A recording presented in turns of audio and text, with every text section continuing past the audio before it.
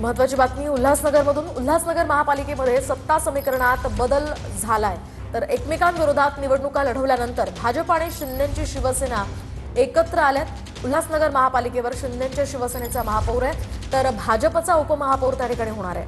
आज महापौर पदासाठी शिवसेनेच्या अश्विनी निकम यांनी अर्ज भरलाय, तर भाजपकडून उपमहापौर पदासाठी अमर लुंड यांनी आपला उमेदवारी अर्ज दाखल केला।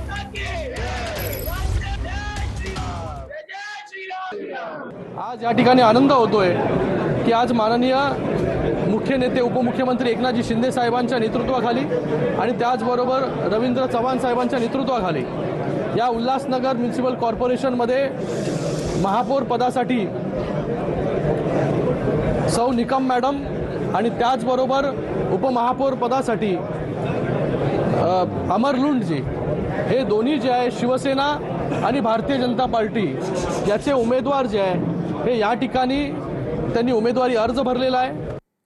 तर तिकडे मीरा भाईंदरमध्ये मराठी महापौरासाठी मनसे एकीकरण समितीनं येलगार पुकारलाय। मात्र भाजपकडून महापौर पदासाठी डिंपल मेहतांचाच अर्ज त्या ठिकाणी दाखल करण्यात आलाय। भाजपकडून महापौर आणि उपमहापौर पदासाठी अधिकृत अर्ज दाखल करण्यात आलाय। आमदार नरेंद्र मेहता यांच्या भावजई डिंपल मेहतांनी महापौर आणि ध्रुव किशोर पाटलांनी उपमहापौर पदासाठी अर्ज दाखल केलाय।